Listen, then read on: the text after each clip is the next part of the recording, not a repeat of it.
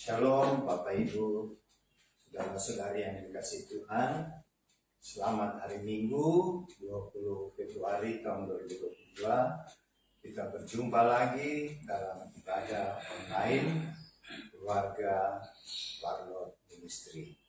Marilah kita siapkan hati kita, fokuskan pikiran kita untuk berjumpa dengan Tuhan Yesus.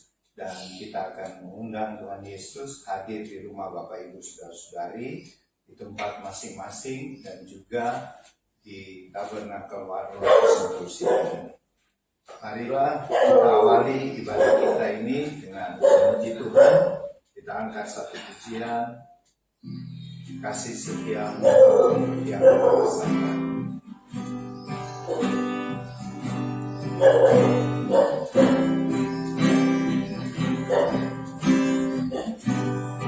Kasih setiamu yang ku rasa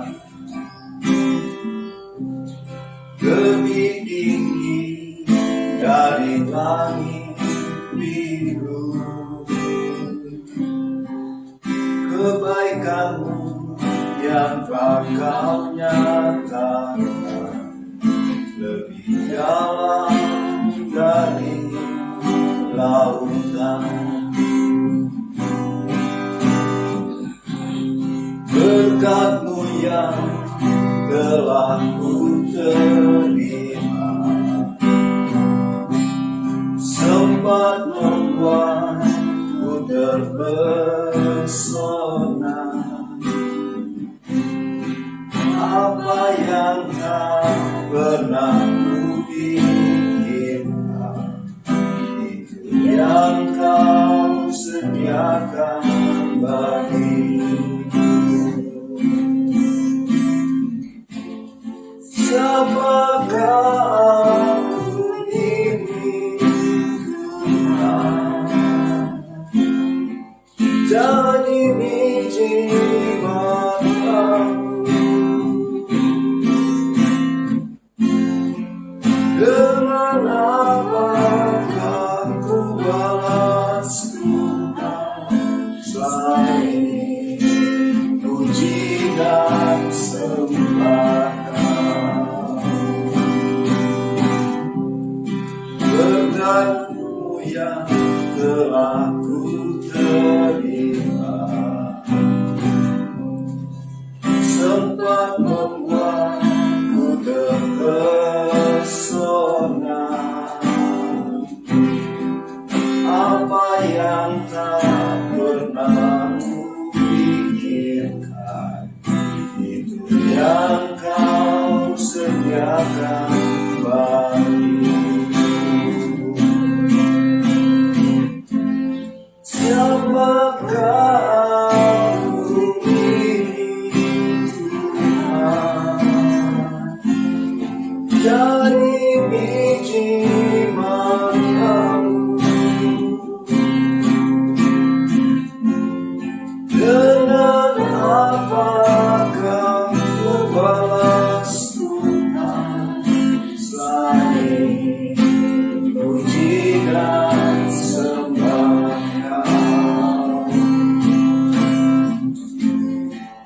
Siapakah aku ini Tuhan,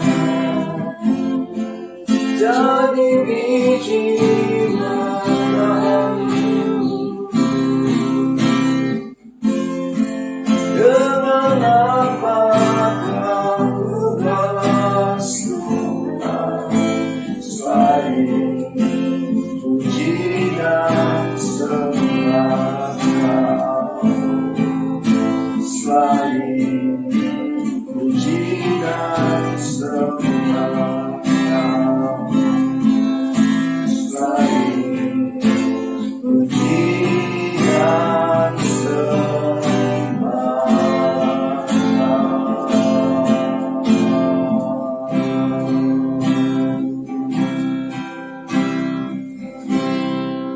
Kita berdoa.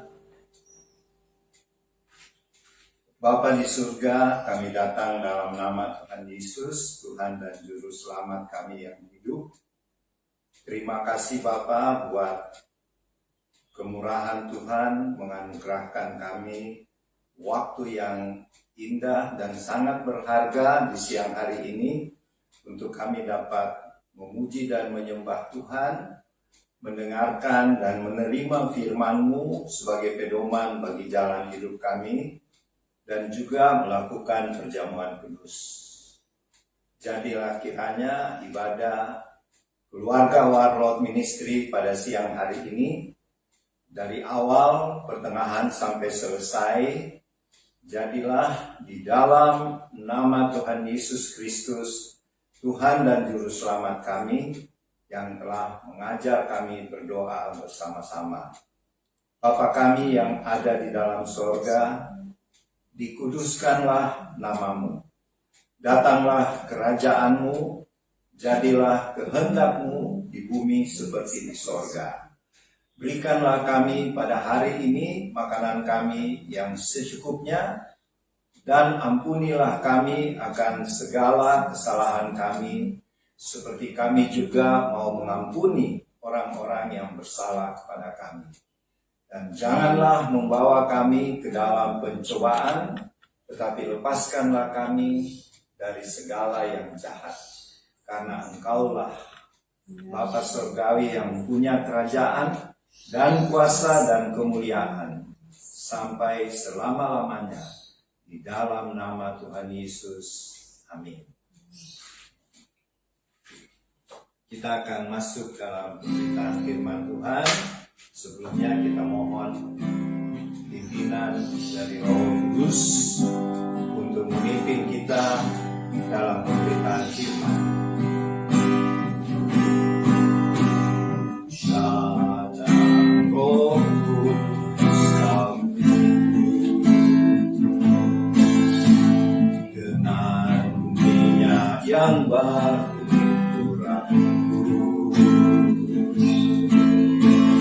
Mengalir penuhiku, mengalir pulihkanku, kuasa-Mu mengubah hidupku. Datang Roh Kudus, datang Roh Kudus kami, dengan minyak yang baru.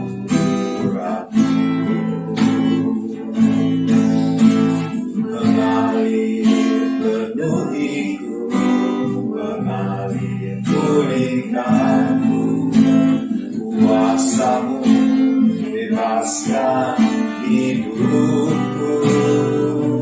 Satu yang ku rindu, bersekutu denganmu.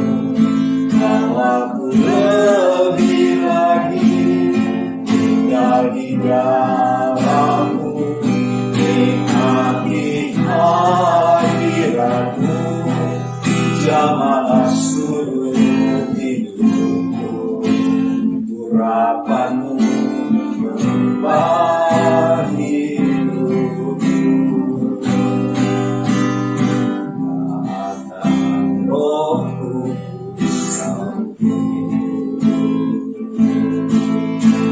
dengan minyak yang baru.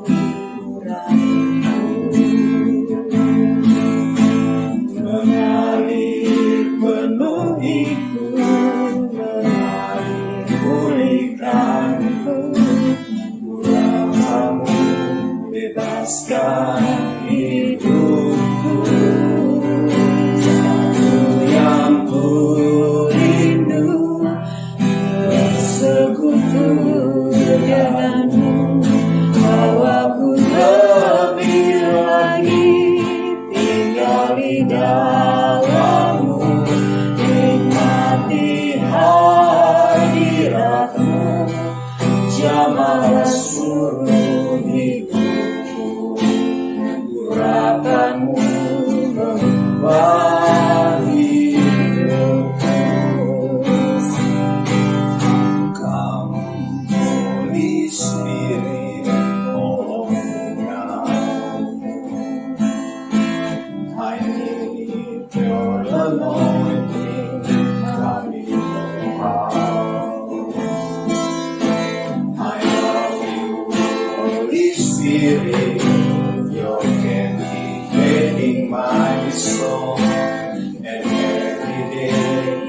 grow to love you more. Come, Holy Spirit.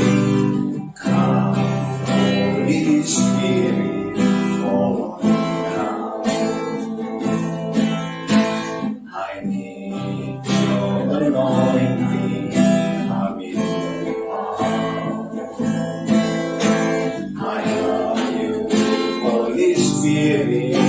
You're elevating my soul, and every day I grow to love you more. I'm reaching for your heart, for my life in your hands, drawing me closer to you. I feel your power in you. Nothing compares to this face that I can see you face to face. I worship you in spirit and in truth. I'm reaching for your heart, for my life in your hands, drawing me closer to you. I feel your power in you. Nothing compares to this face that I can see you face to face. I worship you in spirit and in truth. Satu yang rindu bersekutu denganmu. Aku lebih lagi tinggal di dalammu, nikmati hadiratmu, jamaahku di urapanmu mengubah hidupku,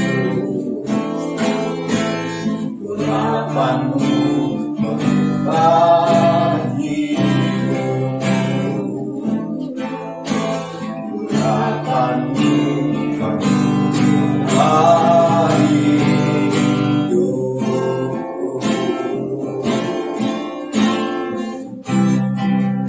kita sembah Tuhan. Terima kasih Yesus, terima kasih Roh Kudus, terima kasih Bapa buat segala kebaikan, kemurahan Bapa. Terima kasih, terima kasih Yesus.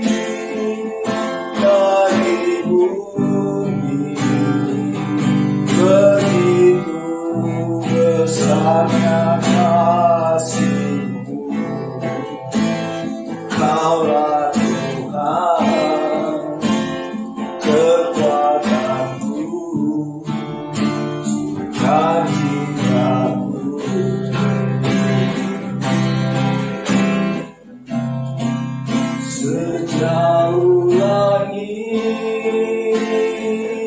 dari bumi, begitu besarnya kasih-Mu.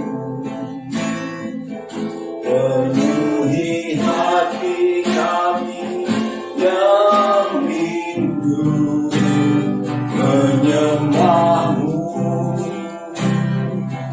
Yesus. Sejauh langit dari bumi, begitu besarnya kasih-Mu. Kaulah Tuhan, kekuatanku, sukacitaku.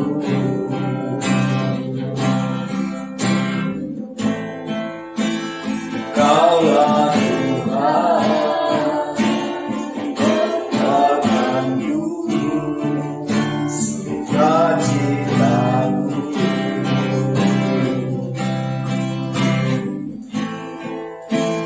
Kaulah Tuhan, kekuatanku, sukacitaku.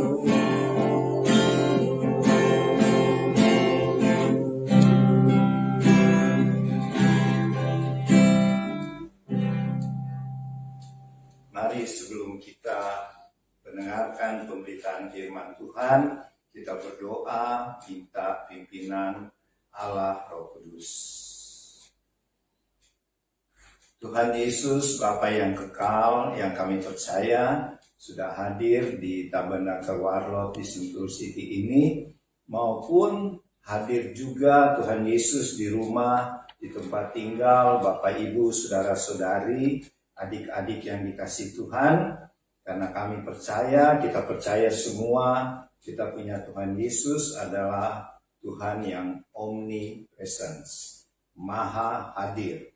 Oleh kemahakuasaannya, Dia hadir di tempat tinggal kita masing-masing. Dan saat ini Tuhan, pimpinlah hamba-Mu ini, ya Allah Roh Kudus, untuk memimpin mulut perkataan hamba-Mu, sehingga apa yang hamba-Mu sampaikan sebentar, sesuai dan seturut dengan kehendak dan rencana-Mu, Tuhan Yesus. Berfirmanlah ya Tuhan, jadikan hati kami seperti tanah yang gembur, yang subur, supaya benih yang kekal, yaitu firman Tuhan ditaburkan, itu akan bertumbuh, berakar kuat di dalam kehidupan kami. Di dalam nama Tuhan Yesus, haleluya, amin. Mari kita sediakan pembacaan firman Tuhan dari Perjanjian Lama. Kita buka bersama dari 1 Samuel pasal 25, mulai dari ayat 1 sampai 12. Kitab 1 Samuel pasal 25, ayat 1 sampai 12. Sebenarnya pembacaan ini tadi malam kita sudah bahas sebagian pada waktu ibadah keluarga ya tadi malam ya. Tapi siang ini perlu diketahui juga oleh semua anggota Warlot, oleh Bapak Ibu Saudara-saudari, karena tidak ada firman Tuhan yang kebetulan. Dan mari kita baca bersama dari Perjanjian Lama, kitab 1 Samuel pasal 25 ayat 1 sampai 12. Saya ulangi lagi, kitab 1 Samuel pasal 25 ayat 1 sampai 12 nanti akan dibacakan oleh Oma atau Devi. Mau baca saya 1 Samuel 25 Oma atau Devi, senang. Devi saja. Ya. Nanti Mama komen atau terserah. Oh, 1 Samuel 25 ayat 1 sampai 12. 1 Samuel pasal 25 ayat 1 sampai 12. Dan matilah Samuel seluruh orang Israel berkumpul meratapi dia dan menguburkan dia di rumahnya di Ramah. Dan Daud berkemas lalu pergi ke padang gurun Paran. Ketika itu ada seorang laki-laki di Maon yang mempunyai perusahaan di Karmel. Orang itu sangat kaya. Ia mempunyai 3.000 ekor domba dan 1.000 ekor kambing.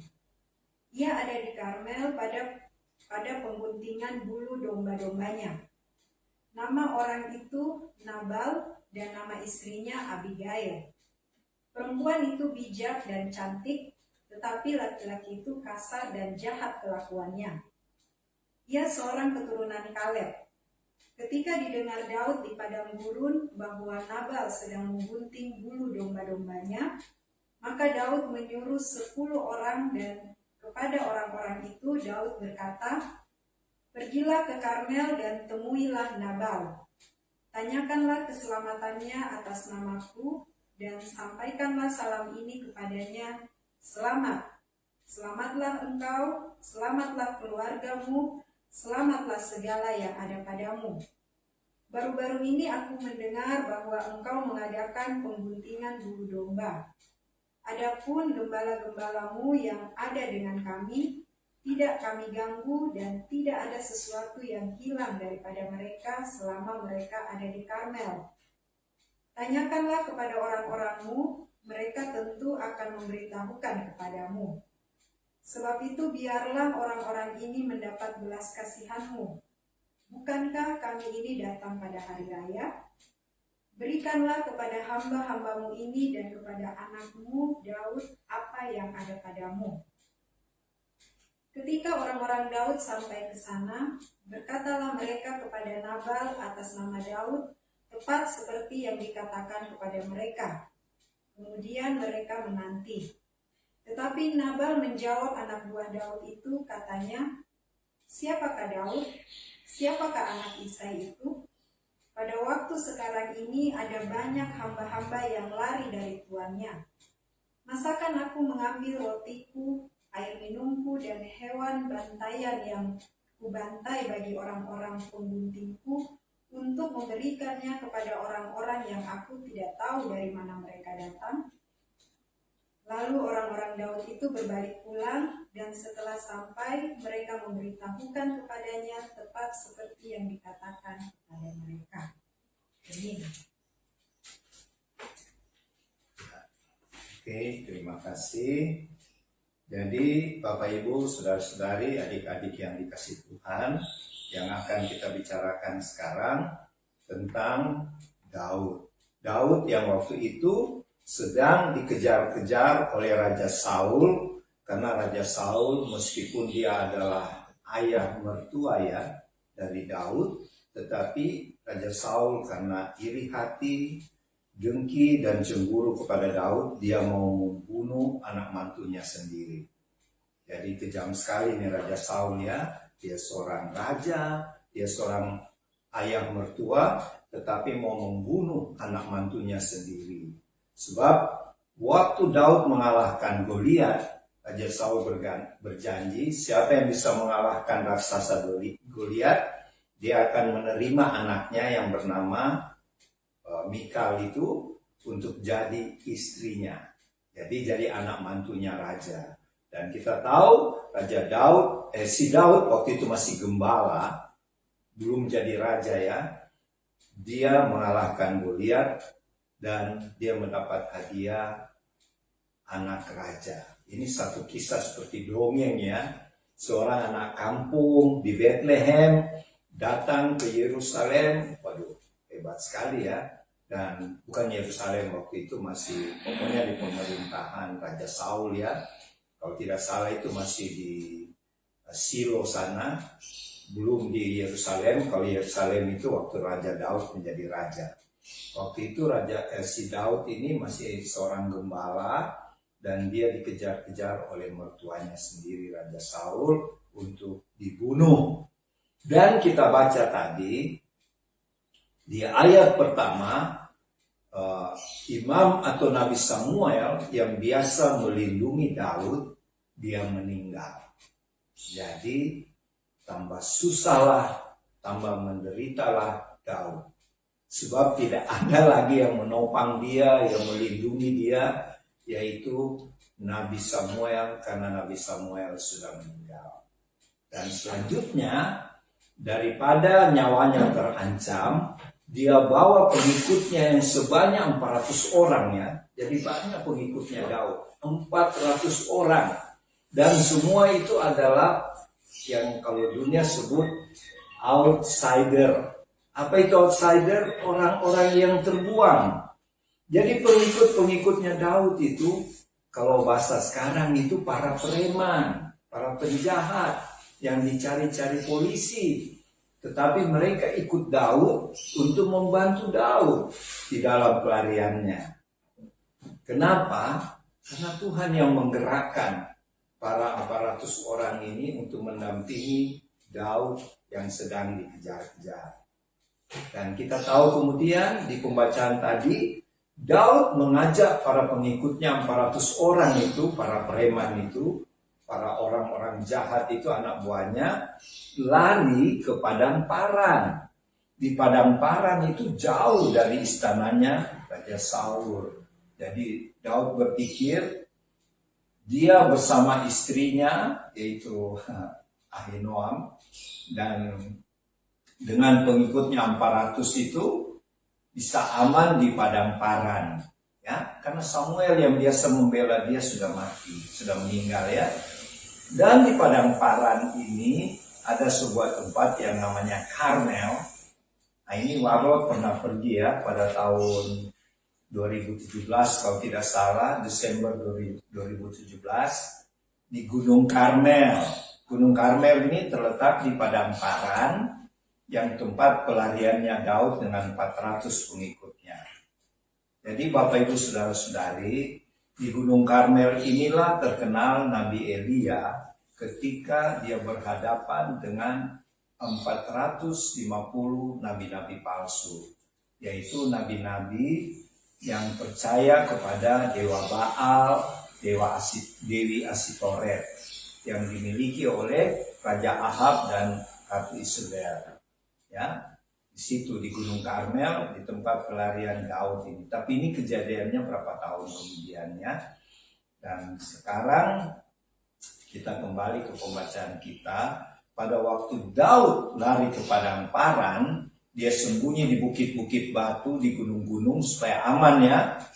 Nah, disitulah Daud mengetahui bahwa di padang paran itu tinggal seorang laki-laki bersama keluarganya, bersama seluruh marganya, keturunannya, sanak keluarganya, yaitu seorang bapak yang bernama Nabal.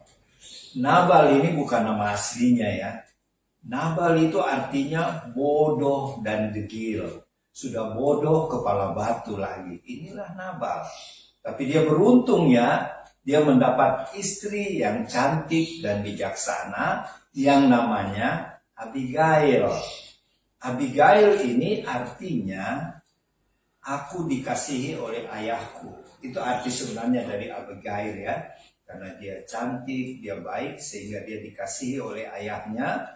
Dan arti nama Abigail sebenarnya itu. Tapi secara umum artinya Abigail itu artinya cantik dan bijaksana, bukan cantik berbodoh ya, tidak cantik tapi wanita ini sebagai istri yang bijaksana. Kalau kita lihat seperti pasangan yang tidak seimbang ya, suaminya disebut Nabal, bodoh dan degil, artinya bodoh dan keras kepala lagi, tetapi dia mendapat istri yang cantik dan bijaksana. Dan selanjutnya dari pembacaan kita tadi, kita baca, pada waktu itu Nabal sedang melakukan pengguntingan bulu domba. Kalau bahasa lainnya, Nabal itu sedang panen ternaknya. Dia panen ternaknya, jadi dia buat syukuran, ya, pesta. Dan di pesta itu tentu disediakan makanan banyak, minuman, anggur, dan lain-lain. Dan Daud mengetahui itu. Daud melihat, wah, yang namanya Nabal sekeluarga dengan sanak keluarganya sedang pesta. Jadi Daud mengutus 10 orang wakilnya, 10 orang anak buahnya, sebab yang mengikut Daud pada waktu itu 400 orang ya, dan itu preman semua. Dia suruh 10 orang saja. Bertemu dengan Nabal yang sedang pesta itu, katakan, selama ini peternak-peternakmu, gembala-gembalamu, karena dia punya usaha ternak ya, dia punya tanah luas di padang Paran ini, dan tadi dikatakan dia mempunyai 3.000 kambing, aduh dia kaya sekali ya, dia punya ternak banyak. Dan Daud katakan melalui 10 anak buahnya, katakan sama Nabal, selama ini waktu kami tinggal di Paran, kami juga melindungi hewan-hewanmu, supaya tidak diserang perampok, tidak diserang binatang buas seperti singa, beruang. Jadi amanlah. Jadi sebagai imbal jasanya, Daud minta, berikanlah kami makanan dan minuman. Cukup itu saja. Kenapa demikian Bapak Ibu, saudara-saudari, adik-adik yang dikasih Tuhan?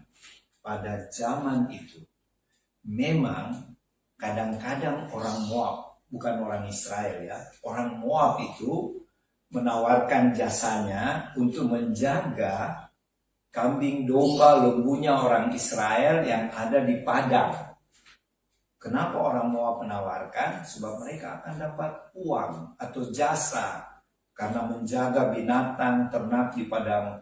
Kan di padang rumput itu luas. Kalau datang singa, datang beruang, datang serigala, datang perampok, maka rugilah karena ternakmu dirampas atau dibunuh oleh binatang buas. Jadi zaman itu kadang-kadang orang Moab, jadi bukan orang Israel ya, menawarkan diri untuk menjaga ternak kepada majikan yang punya ternak atau bos yang punya ternak. Dalam hal ini Nabal. Tetapi pada waktu itu tanpa diminta, Daud bersama 400 pengikutnya, mereka menjaga ternak dari Nabal dan Abigail ini. Sehingga wajarlah. Jadi tidak berdosa ya Bapak Ibu, bukan palak ini, bukan dipajakin ini Nabal ya, bukan. Karena waktu itu berlaku normal cara ini. Karena Daud sudah melindungi, jadi wajarlah waktu itu mereka juga sudah kelaparan karena bersembunyi di gunung-gunung. Mereka wajar untuk menerima upah berupa makanan dan air minum. Maka diutuslah 10 orang anak buah Daud untuk menyampaikan pesan Daud kepada Nabal yang sedang berpesta ini. Tetapi apa jawab Nabal? Siapa Daud? Waktu anak buahnya Daud 10 orang menyampaikan pesan bosnya, pesan dari Daud, yaitu tolong kami punya pemimpin yaitu Daud, meminta tolong kepada Anda makanan dan minuman. Kami ada 400 orang. Banyak ya, 400 orang di gunung yang lagi sembunyi ini. Tapi Nabal bilang, siapa? Siapa itu Daud anak Isai? Nabal ini tahu betul siapa itu Daud. Karena sudah beredar cerita bahwa Daud sudah diurapi oleh Nabi Samuel untuk menjadi raja di kemudian hari, menggantikan Raja Saul karena Tuhan sudah menolak Raja Saul. Jadi Nabal sudah tahu berita ini.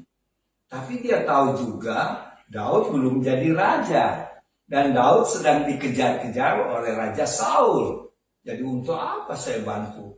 Itu kan sebenarnya buronan raja. Siapa dia sih? Jadi ini menunjukkan kebodohan dan kesombongan Nabal. Jadi sebenarnya kalau menurut penyelidikan ya, nama sebenarnya bukan ini.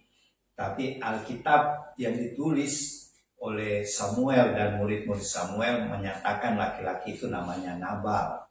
Yang artinya bodoh dan keras kepala. Itu Nabal ya.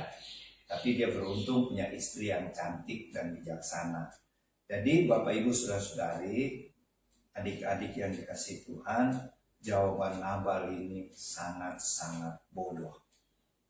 Sehingga Ulanglah 10 orang utusan Daud ini kepada Daud menyampaikan apa jawaban Nabal. Ya, Daud marah. Kalau kita baca ayat selanjutnya sampai selesai satu perikop, jadi dari ayat 1 sampai ayat 44, di situ ceritanya lebih lengkap ya. Tapi kita baca tadi cuma sampai ayat 12.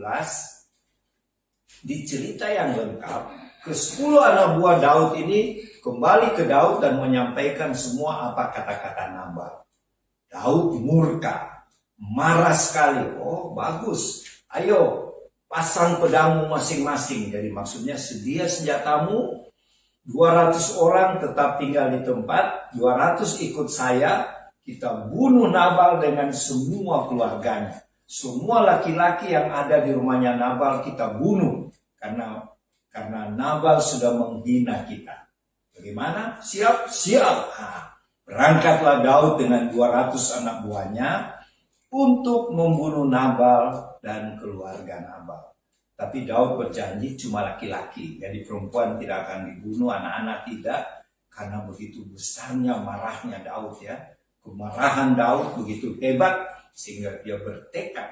Dia bersumpah membunuh Nabal dan semua laki-laki yang ada di perkemahan Nabal. Ya, begitu rencananya. Dan ketika Daud dengan 200 pengikutnya berjalan menuju ke tempat tinggal Nabal, ada pembantu Nabal, ada orang pekerja rumah tangga Nabal melapor kepada ibu rumah tangga, istrinya Nabal, yaitu siapa? Melapor sama Abigail.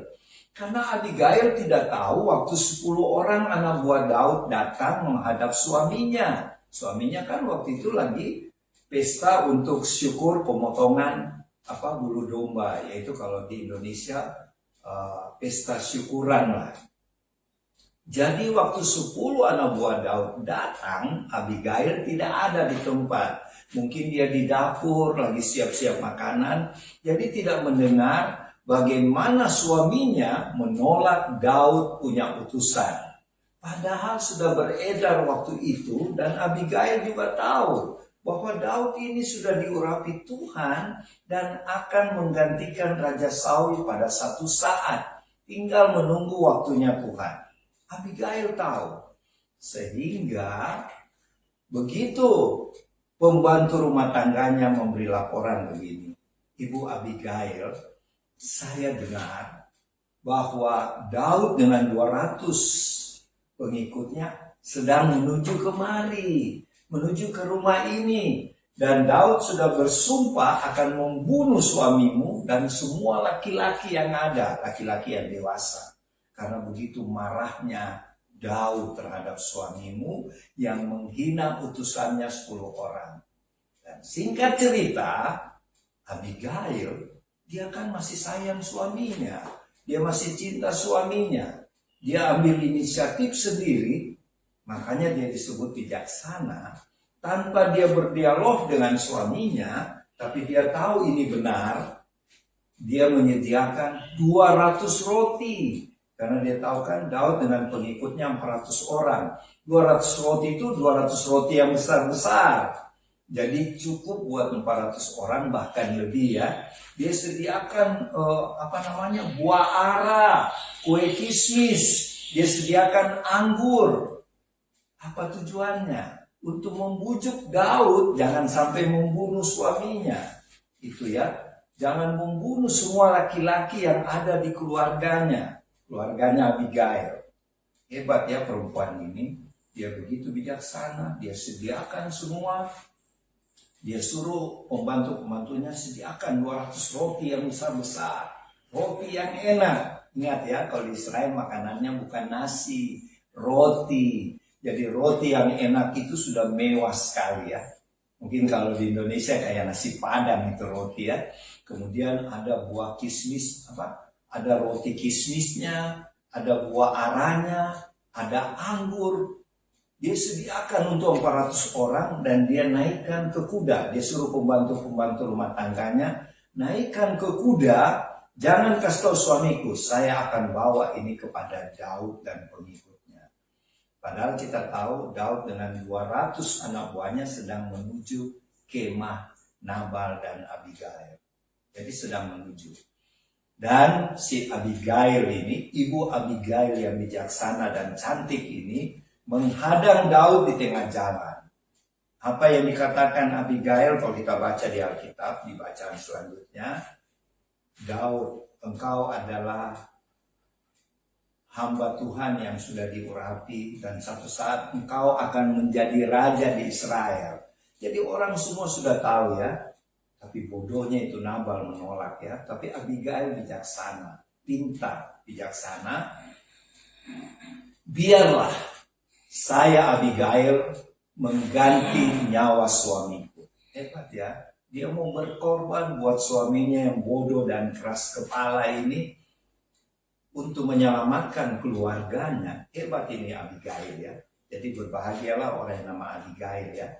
Dia rela mengorbankan nyawanya. Dia katakan sama Daud, karena dia tahu kalau Daud dengan 200 orang ini datang ke perkemahannya suaminya, keluarganya, habislah laki-laki keluarga Nabal.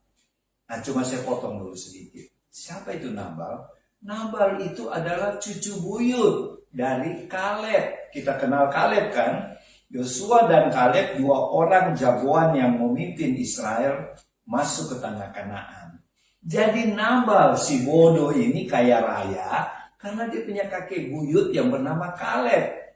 Jadi Kaleb mendapat padang paran yang begitu luas dan punya ternak yang begitu kaya, tapi sayangnya dia bodoh dan keras kepala.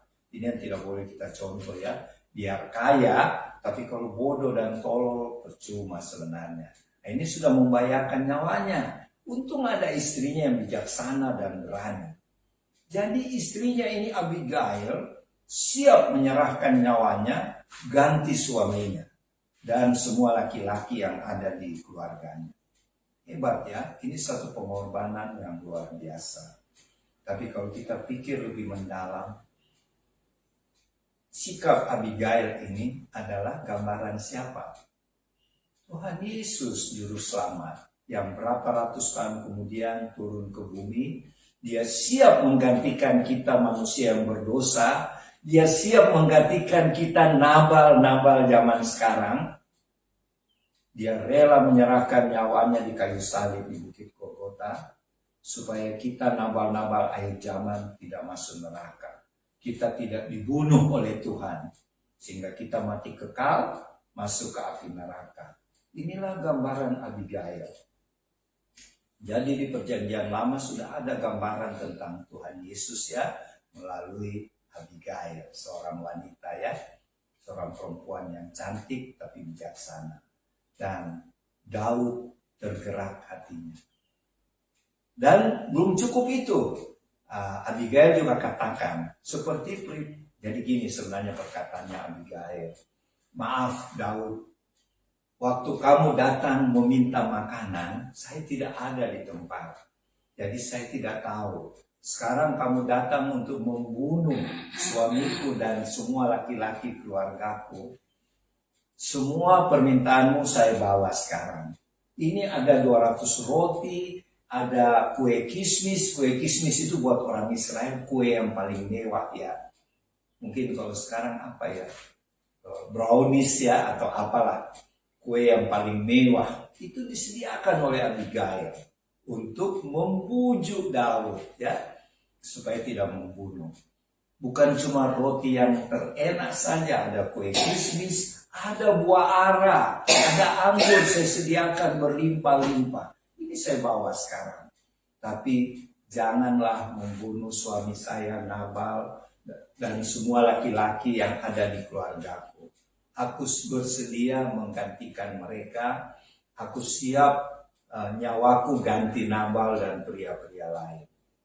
Hebat ya pengorbanan Abigail ini sehingga membuat Daud tergerak hatinya.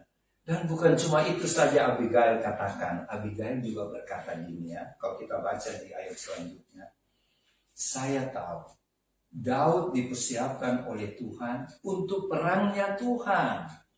yaitu melawan kejahatan. Tapi bukan berperang melawan suamiku yang bodoh. Itu rugi Daud, rugi, sangat rugi. Janganlah perangi suamiku yang bodoh. Kalau kamu perangi kayak Goliat, itu kelasmu Daud. Jadi sini kita belajar juga. Kalau kita berperang, jangan kita pilih lawan yang tidak seimbang dengan kita ya. Yang sebenarnya bukan kelasnya warlock. Ini Opa dapat waktu tadi merenungkan firman ini. Melalui Abigail, Daud diperingati. Janganlah kamu berperang membunuh suamiku yang bodoh dan tolol itu. Itu tidak seimbang dengan kedudukanmu yang sebentar lagi jadi raja.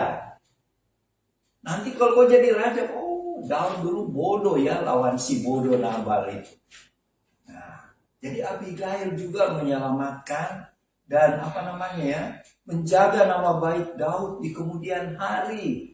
Dan ini memang sangat berbekas di memorinya Daud.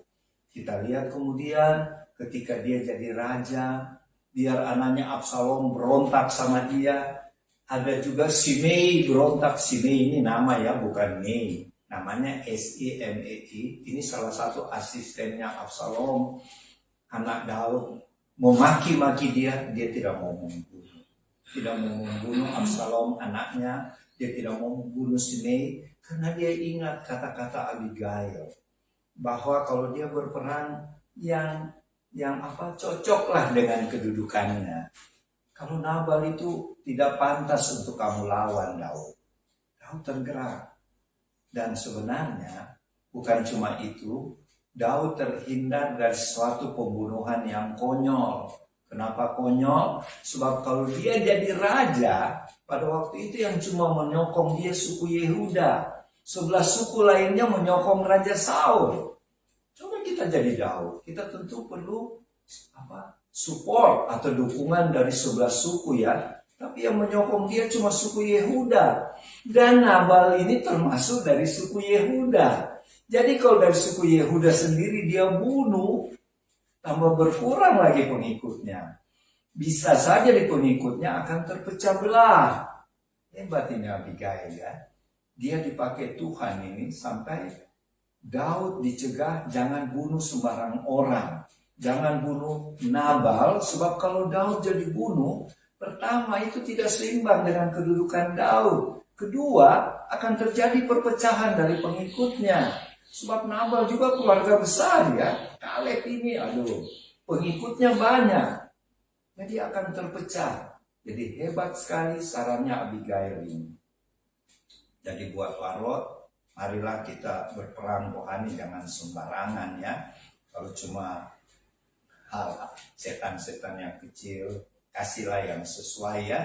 Tapi kalau setan-setan yang besar, yang cocok dengan seperti kedudukan Daud, itu yang kita sikat ya, kita lawan. Nah itu, jadi Bapak Ibu, saudara-saudari, banyak hal yang kita bisa dapat di sini. Dan akhir cerita, memang Daud tidak jadi menyerbu ke tempat Nabal, tidak jadi dia melakukan dosa yang akan berdampak besar di kemudian hari kalau dia jadi raja, oleh karena seorang wanita yang cantik dan bijaksana yang bernama Abigail. Dan setelah itu Bapak Ibu, ceritanya belum selesai ya. Waktu Daud pulang ke tempat persembunyiannya di gunung-gunung, Abigail pulang kembali ke suaminya. Dia tetap setia dengan suaminya. Dia kasih tahu pada suaminya, Nabal suamiku, Daud tadi mau datang bunuh kamu ini. Tapi saya sudah cegat di jalan, saya sudah bujuk dia sehingga dia tidak jadi datang di sini. Apa reaksi Nabal suaminya? Langsung jadi kayak kaku. Kalau Bapak Ibu baca ya, dia kaku kayak batu. Dan 10 hari kemudian, kenapa dia kaku? Dia shock ya, mungkin kalau sekarang stroke lah, kaget. Kan dia lagi pesta itu waktu pulang si Abigail, lagi pesta minum-minum, terlalu banyak minuman keras mungkin. Jadi waktu Abigail kasih tahu berita itu, dia shock dan dia kayak batu. Dan 10 hari kemudian, kalau kita baca di Alkitab, ini ya Tuhan, ini Tuhan yang kita percaya. Tuhan membalas sakit hati Daud dengan membunuh Nabal. Jadi akhirnya yang bunuh Nabal Tuhan sendiri. Hebat ya. Daud sudah dicegah Tuhan melalui Abigail tidak jadi berbuat dosa, yaitu membunuh salah satu pengikut Yehuda. Dan yang kedua, Tuhan sendiri yang menghukum Nabal. Jadi warlot, teman-teman warlot yang dikasih Tuhan, kita tidak usah bela diri. Kita tidak usah bela diri dari serangan iblis atau apa, karena ada Tuhan yang akan membela kita. Asal kita memang seperti Daud, tetap taat pada Tuhan, tetap taat pada perintah Tuhan. Oleh sebab itu, saya anjurkan, saya sarankan, mulai hari ini dan seterusnya, pertama, rajinlah membaca firman Tuhan, renungkan, pikirkan apa artinya, dan kemudian lakukan. Supaya kalau kita tahu firman Tuhan, kita seperti Daud. Karena Daud itu rajin sekali baca firman-Nya, meskipun dia di pelarian. Sehingga kita akan terhindar dari perbuatan dosa. Yang kedua, yaitu kita tetap setia bersaksi tentang siapa itu Tuhan Yesus, Tuhan Juru Selamat yang diperlukan dunia saat ini yang sedang dilanda pandemi COVID-19 Omikron. Banyak orang perlu Tuhan Yesus sebagai healer, penyembuh, penyelamat, dan pelindung. Ya. Mari kita beritakan ini kepada sesama kita yang memerlukan pertolongan Tuhan, dan mari kita tetap rajin melayani Tuhan sampai Tuhan Yesus datang kembali. Selamat melayani, Tuhan Yesus memberkati. Maranatha, Tuhan Yesus datang. Ya. Oke, firman Tuhan selesai diberitakan. Semoga bermanfaat buat kita semua. Mungkin ada yang mau ditambahkan? Ya. Mari Om apa?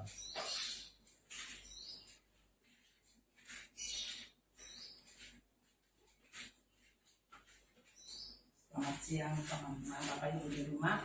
Kita bertemu lagi pada hari Minggu terakhir ya, kalau nggak salah di bulan ini. Kedua dari terakhir. Kita sudah membaca mengenai Abigail dan Nabal. Ya. Ada banyak hal di sini, tapi saya ambil satu kesimpulan saja. Nabal, Abigail, dan Daud, di mana kita berada.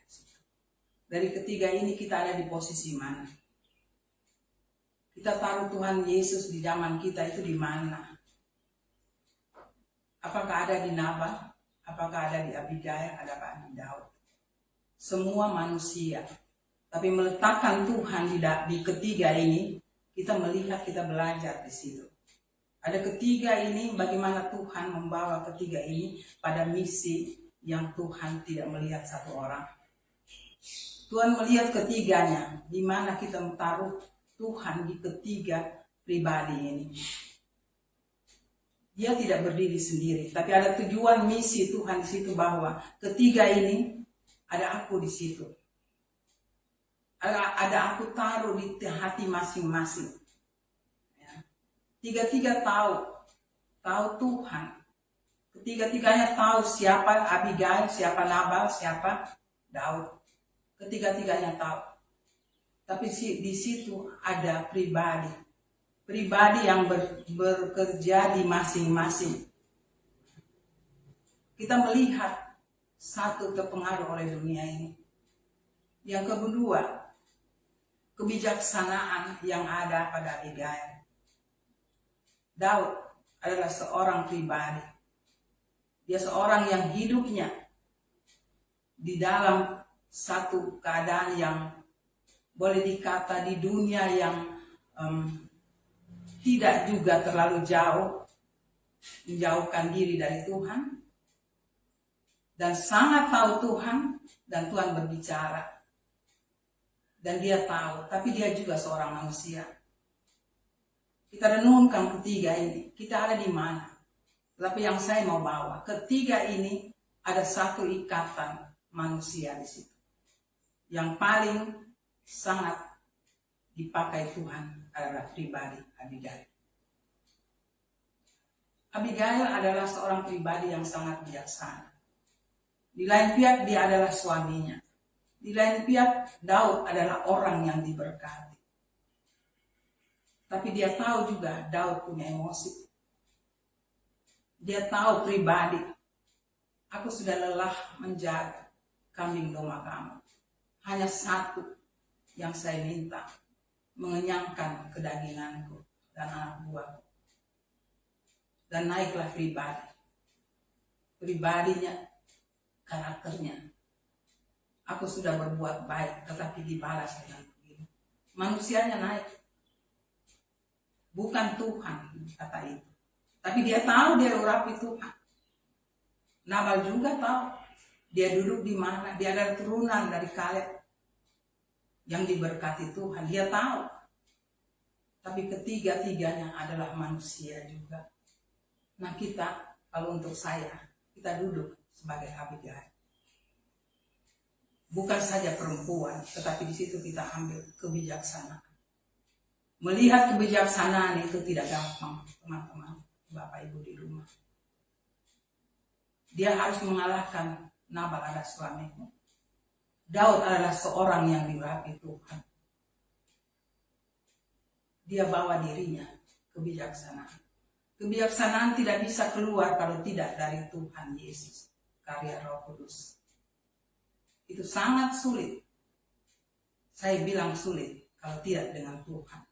Tapi dia mudah kalau kita bersandar di Tuhan. Nah sekarang zaman untuk kita tahu. Kita bawa sifat kebijaksanaan kita. Roh kebijaksanaan di tengah dunia yang makin sulit. Di dalam kebijaksanaan kita bisa melihat di mana posisi Tuhan yang sebenarnya. Tuhan juga akan memberikan pada kita hikmat yang keluar di kebijaksanaan. Hikmat tidak bisa keluar melalui dunia. Seperti pada Nabal, kesombongan tidak bisa. Di Daud pun tidak bisa. Dan dia tidak ada satu kebenaran kalau dia membalas kejahatan. Satu kebenaran dia merasa dia benar dan dia balas dengan kejahatan.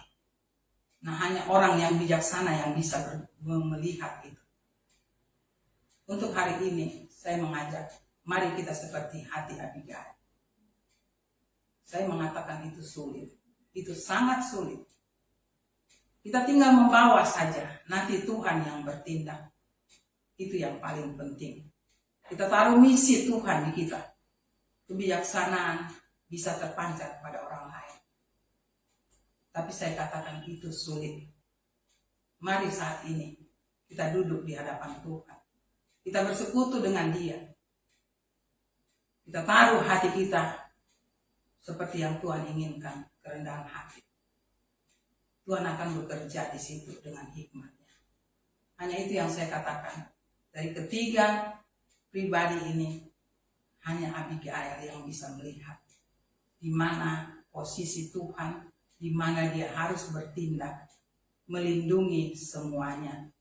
Tinggal Tuhan yang melihat kebenaran itu. Mari teman-teman mengakhiri dalam minggu-minggu terakhir kita lewati masuk bulan ketiga. Kita bawa hati kita bijaksana. Karena dalam kebijaksanaan saya ulangi lagi, di situ ada hikmat Tuhan. Di dalam kebijaksanaan ada kerendahan hati. Tanpa kerendahan hati kita tidak bisa melihat hikmat. Bijaksana keluar karena kita punya kerendahan hati. Dan hikmat itu akan berlaku karena hikmat di dalam hidup kita. Karena hikmat itu adalah Tuhan sendiri. Terima kasih. Mari kita renungkan firman hari ini. Tuhan memberkati.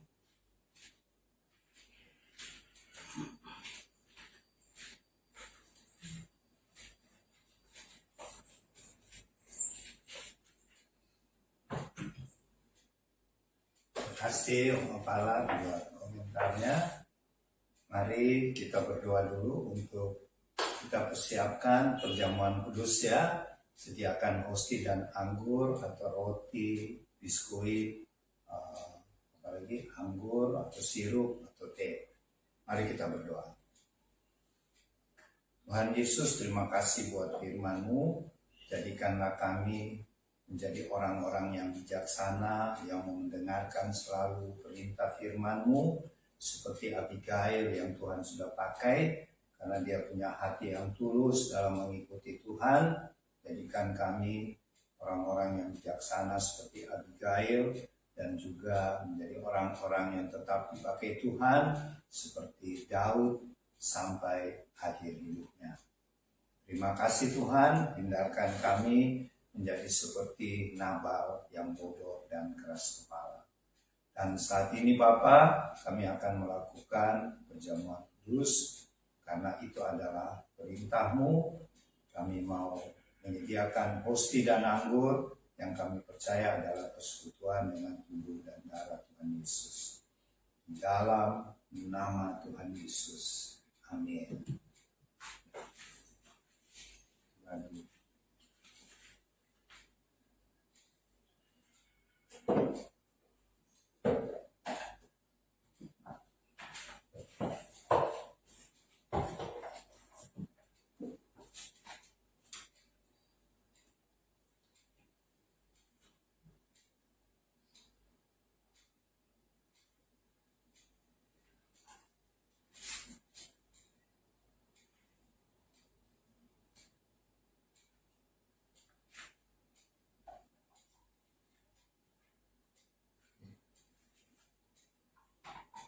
Mau dibaca boleh ya, masing-masing baca.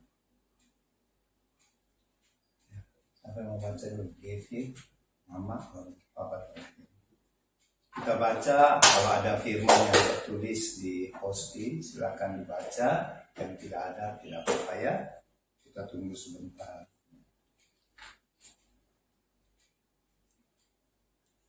Saya punya Lukas 6 ayat 28. Mintalah berkat bagi orang yang mengutuk kamu, berdoalah bagi orang yang mencaci kamu. Oke, sudah. Terus apa yang dilakukan tadi Abigail itu ya, intinya dari firman tadi. Kemudian Mama mungkin siapa? Khotbah 4 ayat 17. Jagalah langkahmu kalau engkau berjalan ke rumah Allah. Maksudnya kalau kita beribadah, baik onsite atau online, kita tetap fokus hanya kepada Tuhan. Kita jaga langkah, tidak usah pikir yang lain-lainnya. Yang Ova punya, Mazmur 7 ayat 10b, Engkaulah Tuhan yang menguji hati dan batin orang, ya Allah yang adil. Ya? Jadi di hadapan Tuhan, kita tidak bisa sembunyikan segala sesuatu, Tuhan tahu ya. Mari kita angkat hosti, yang adalah persekutuan dengan tubuh Tuhan Yesus. Firman Tuhan berkata di Lukas pasal 22 ayat 19, lalu Tuhan Yesus mengambil roti, mengucap syukur, memecah-mecahkannya, dan memberikannya kepada murid-muridnya, kata Tuhan, inilah tubuhku yang diserahkan bagi kamu, perbuatlah ini menjadi peringatan akan aku. Mari kita responi, kita ucapkan sama-sama. Terima kasih Tuhan Yesus buat pengorbananmu yang mulia di atas kayu salib di Bukit Golgota, yang telah menganugerahkan kepada kami dengan keluarga kami keselamatan, hidup yang kekal. Juga menganugerahkan kepada kami semuanya tubuh jasmani yang sehat, kuat, tidak ada sakit penyakit. Kami terima tubuhmu Tuhan di dalam nama Tuhan Yesus. Silakan makan dengan iman ya.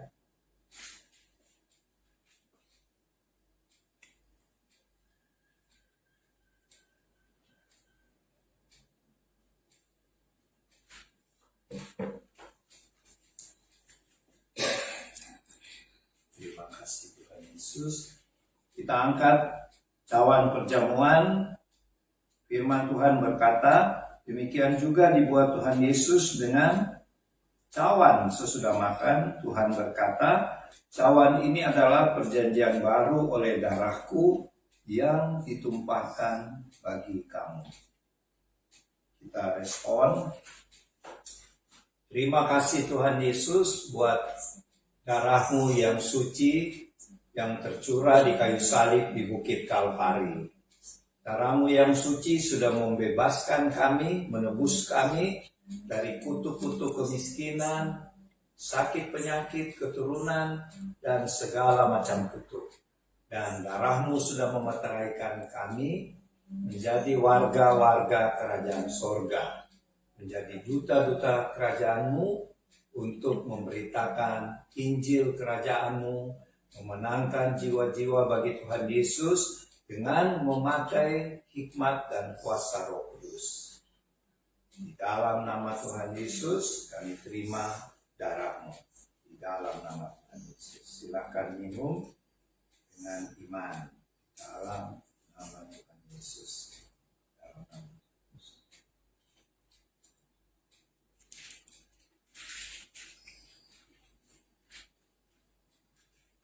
Oke, ada lagi, Mak? Ada? Bisa baca Mazmur, mau baca? Mak?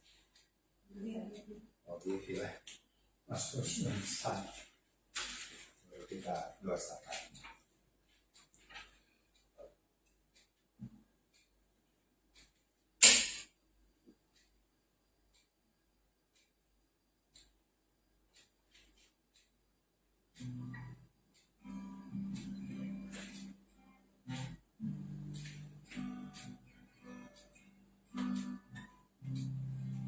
Mari kita sama-sama berdoa dari Mazmur 91. Kami yang duduk dalam lindungan yang maha tinggi dan bermalam dalam naungan yang maha kuasa akan berkata kepadamu Tuhan, tempat perlindungan kami dan kubu pertahanan kami, Allah kami yang kami percayai. Sungguh Engkaulah Tuhan yang akan melepaskan kami dari jerat penangkap burung, dari penyakit sampar yang busuk. Dengan kepah-Mu Tuhan, Engkau akan melindungi kami. Di bawah sayap-Mu kami akan berlindung. Kesetiaan-Mu ialah perisai dan pagar tembok. Kami tak usah takut terhadap kedahsyatan malam, terhadap panah yang terbang di waktu siang, terhadap penyakit sampar yang berjalan di dalam gelap, terhadap penyakit menular yang mengamuk di waktu petang. Walau 1.000 orang rebah di sisi kami dan 10.000 di sebelah kanan kami, tetapi itu tidak akan menimpa kami. Kami hanya menontonnya dengan mata kami sendiri dan melihat pembalasan terhadap orang-orang fasik. Sebab Tuhan ialah tempat perlindungan kami, yang maha tinggi telah kami buat tempat perlindungan kami. Malapetaka tidak akan menimpa kami, dan tulah tidak akan mendekat kepada tempat kediaman kami atau rumah kami, sebab malaikat-malaikatmu Tuhan akan Engkau perintahkan kepada kami untuk menjaga kami di segala jalan kami. Mereka akan menatang kami di atas tangannya, supaya kaki kami jangan terantuk kepada batu. Singa dan ular tedung akan kami langkahi, kami akan menginjak anak singa dan ular naga. Sungguh hati kami melekat kepadamu Tuhan, maka Engkau akan meluputkannya. Engkau akan membentengi kami, sebab kami mengenal nama-Mu. Bila kami berseru kepadamu Tuhan, Engkau akan menjawab. Engkau akan menyertai kami dalam kesesakan. Engkau akan meluputkannya dan memuliakan kami. Dengan panjang umur akan Engkau kenyangkan kami, dan akan Engkau perlihatkan kepada kami keselamatan yang daripada-Mu. Amin.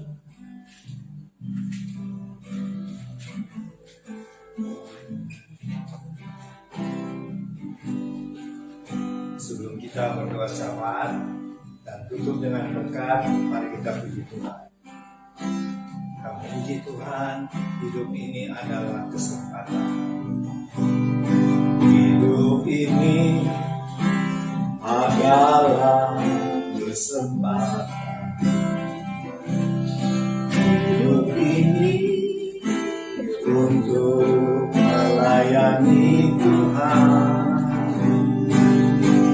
Jangan sia-siakan waktu yang Tuhan beri. Hidup ini hanya sementara. Hidup ini adalah kesempatan. Hidup ini untuk melayani Tuhan. Jangan sia-siakan waktu yang Tuhan beri hidup ini hanya sementara. Oh Tuhan, pakailah hidupku selagi aku masih kuat. Bila saatnya nanti ku tak berdaya lagi, hidup ini sudah jadi berkah. Oh Tuhan, pakailah hidupku selagi aku masih kuat.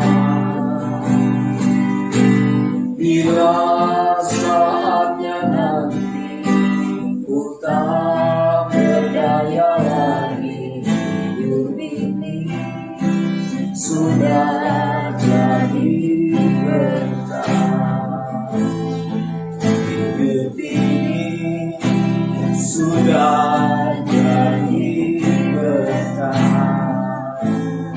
Hidup ini sudah jadi berkah.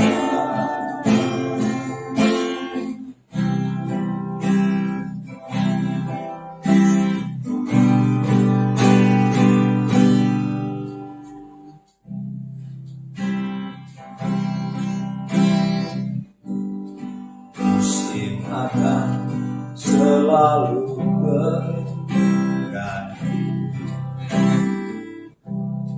kasih Tuhan tetap abadi, akan berubah sampai selamanya. Tetap percaya, ku yakin Tuhan memberkati, yakin Tuhan melindungi,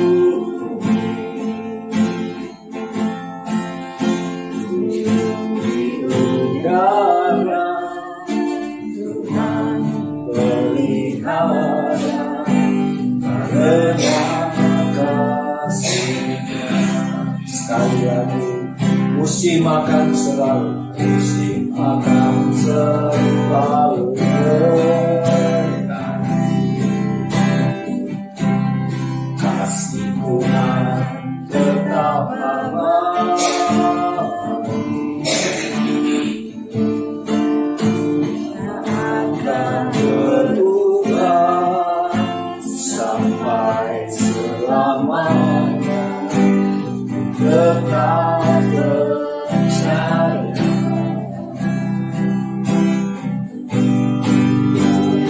Tuhan memberkati, yakin Tuhan melindungi,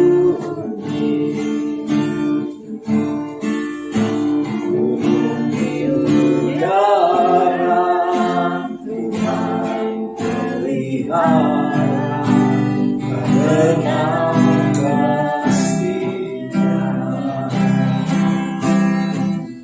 Tuhan selalu menolongku, selalu menjagaku,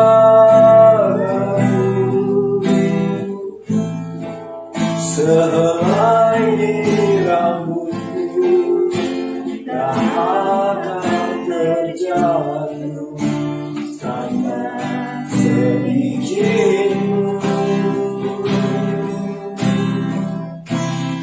Tuhan selalu menolongku, selalu menjagaku,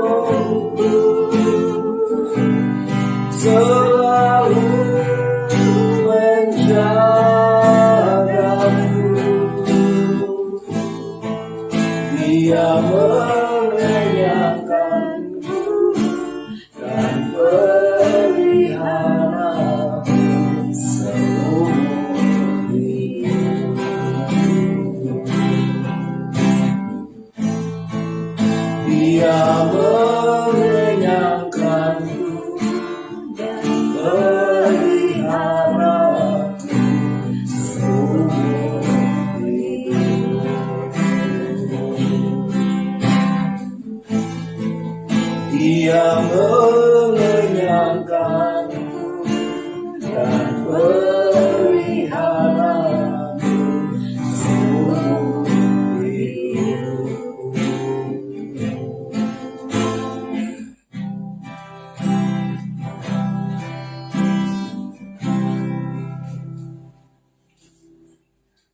Kita berdoa.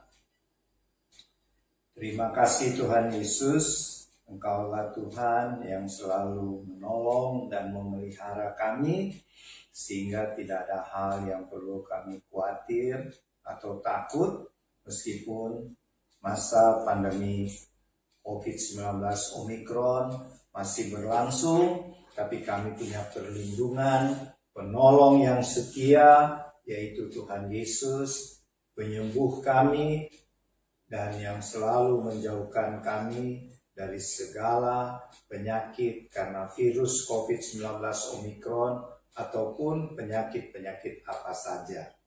Terima kasih Tuhan, kami mau bersyukur bersama teman-teman kami Warlot Cabang Klaten yang pada hari lusa tanggal 22 Februari 2022 akan berulang tahun yang kedua. Dalam usia yang kedua tahun ini Tuhan, berkatilah teman-teman Warlot Cabang Klaten, berkatilah Mas Ari Balusi sekeluarga, Mas Nanang Barini sekeluarga, Mas Adi sekeluarga, Mas Agung sekeluarga, Pendeta Joko sekeluarga, Mas Dika sekeluarga, Mas Budi sekeluarga di Semarang, dan semua anggota Warlot yang kami tidak sempat sebut satu persatu nama mereka. Kiranya Tuhan memberkati baik di dalam bisnis, pekerjaan, dan pelayanan yang Tuhan percayakan sesuai talenta yang Tuhan berikan bagi Bapak, Ibu, Saudara-saudari, teman-teman Warlot yang lusa akan berulang tahun yang kedua tahun di Warlot Cabang Klaten, Jawa Tengah. Terima kasih Bapak untuk ulang tahun ini, dan kami berdoa sekarang buat Bapak Ibu, Saudara-saudari yang mengikuti dan juga adik-adik yang mengikuti ibadah dan perjamuan kudus keluarga Warlot Ministry ini.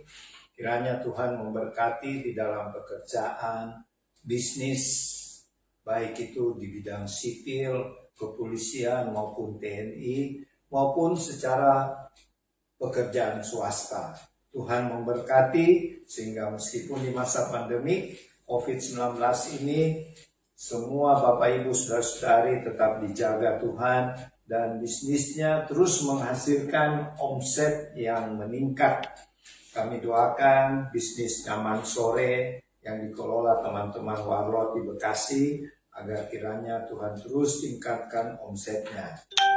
Tuhan, kami berdoa juga buat anak-anak kami, saudara-saudara kami yang dalam keadaan studi. Tuhan berkati anak-anak kami supaya mereka terus maju, sukses dalam studinya.